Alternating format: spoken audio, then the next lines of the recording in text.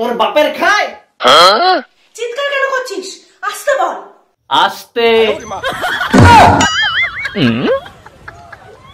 আচ্ছা একটা কথা বলছি শোন, তুই কিন্তু মদের পেছনে অনেক টাকা খরচা করছিস। কেন? কেন? তুইও তো বিউটি পার্লারে গিয়ে অনেক টাকা খরচা করিস। তোর মদ খাবার আর আমার বিউটি পার্লারে গিয়ে খরচা করে এক হলো? হ্যাঁ হলো। আমি তো বিউটি পার্লারে গিয়ে খরচা করি তোর কাছে নিজেকে সুন্দর দেখানোর জন্য। এক মিনিট।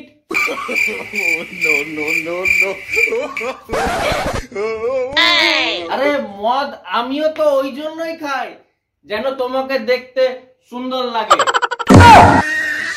বিনা লজিকে কথা বলো, মাতাল কোথাকার।